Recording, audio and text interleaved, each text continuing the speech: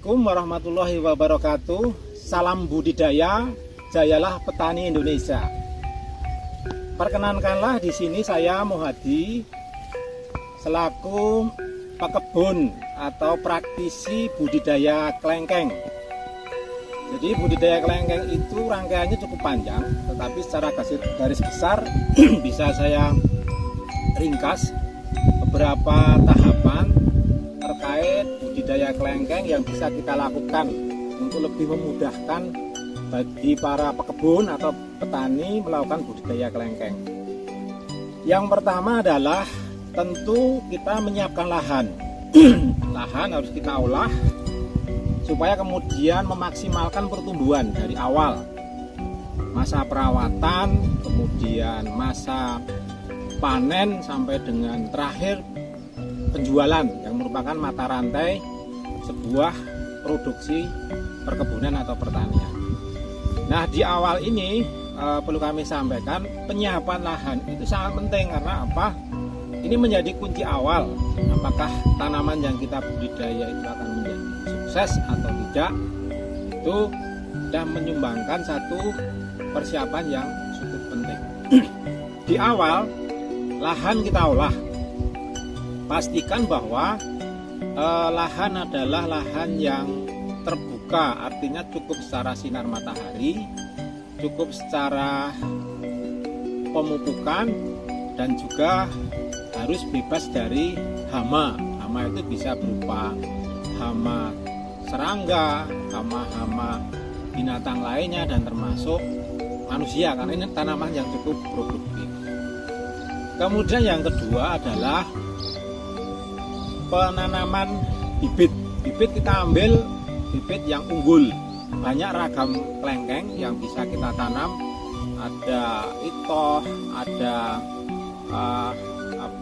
diamond, matalada, ada puluhan lah. Tetapi sebagai contoh salah satu yang kami budidaya adalah jenis New Crystal. New Crystal ini cukup produktif karena apa? Pengalaman kami ada satu pohon yang bisa menghasilkan 1 sampai dengan 1,5 kintal. Kemudian tahap berikutnya adalah perawatan dari awal penanaman, kemudian dilakukan perawatan, pemupukan. Kalau idealnya pemupukan didasari pemupukan kompos atau pupuk kandang. Upayakan yang sudah dilakukan fermentasi. Kemudian yang berikutnya nanti kita akan coba berikan tambahan pupuk pabrikan ya. Yang penting memenuhi unsur-unsur ketercukupan. Bisa ada unsur nitrogennya cukup, unsur kaliumnya cukup, dan unsur-unsur lainnya. Tidak berbicara merek, tapi yang jelas pupuk-pupuk yang kandungan NPK-nya adalah 16 itu rumusnya. Kemudian juga dilakukan penyemprotan secara rutin setiap seminggu sekali ya, yang juga ada 3 unsur yang utama itu unsur anti jamurnya atau unsur yang lainnya, infektisida, fungisida jamur, kemudian insektisida serangga, kemudian pupuk daun. Itu yang penting dan itu dilakukan setiap seminggu sekali. Kemudian yang berikutnya adalah termasuk melakukan pemupukan tambahan. Itu cukup sebulan sekali, apalagi itu dalam menjelang pembuahan itu harus dalam jumlah yang cukup disesuaikan dengan besar kecilnya pohon. Berikutnya adalah dilakukan pemangkasan. Pemangkasan ini dilakukan 2 kali ya. Dilakukan 2 kali, yaitu sebelum dilakukan pembuahan nanti ada proses posterisasi dengan cara dilakukan pengocoran di akar ya, di akar tanaman. Kemudian setelah itu ada proses perawatan rutin tiap minggu, termasuk juga melakukan penyemprotan tadi. Kemudian setelah dilakukan pembungaan atau posterisasi, maka akan muncul malai bunga kira-kira 1 sampai 1,5 bulan berikutnya.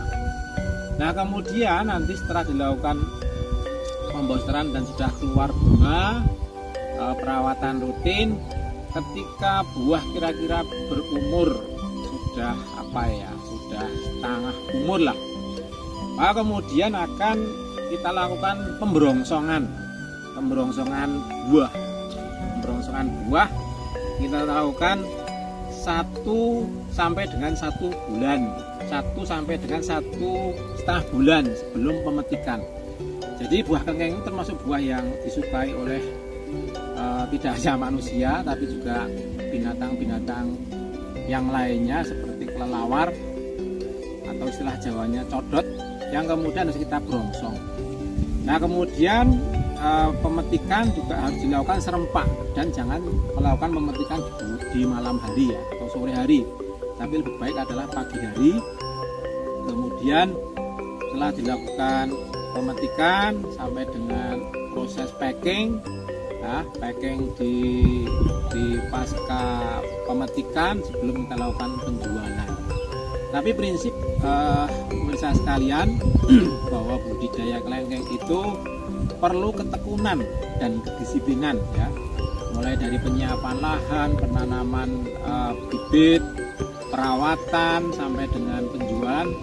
Ada tahapan-tahapan yang perlu dilalui. Nah, ke umur dari kapan melakukan bosterisasi atau proses pembuahan rangsangan buah ini kurang lebih ada 6,5 bulan dari proses pembosteran sampai dengan nanti siap petik. Bahkan ini bisa kita setting 6,5 bulan sebelum petik. Misalnya kita menginginkan panen 1 Syawal atau 1 Januari, maka ditarik mundur saja 6,5 bulan berikutnya, 6,5 bulan ke belakang. Kira-kira ya kalau mau panen 1 Januari ya tanggal-tanggal 15 Mei lah. Maka itu nanti akan masak betul di tanggal 1 Januari. Tapi yang tidak kalah penting adalah perawatan. Pemangkasan tadi ada 2, pemangkasan sebelum dibuahkan, kira-kira kurang lebih 2-3 bulan sebelum di poster, dibeli perangsang buah, dan pemangkasan setelah dibuahkan dan ambil buahnya, sehingga pohon tidak terlalu tinggi karena pertumbuhannya cukup subur biasanya kelengkeng, dengan harapan nanti pengelolaannya lebih mudah. Karena kalau terlalu tinggi nanti kan proses pemberongsongan juga menjadi sulit. Ini gambaran secara umum budidaya kelengkeng yang sudah berhasil kami lakukan. Intinya adalah taat di tahapan, kemudian maksimal di perawatan, dan termasuk nanti akan bisa maksimal di penjualan, karena jenis new crystal yang kami kelola ini adalah jenis buah yang sangat diminati. Dengan perawatan yang maksimal, insya Allah juga menjadi produk yang berkualitas. Demikian singkat budidaya kelengkeng. Salam budidaya, jayalah petani.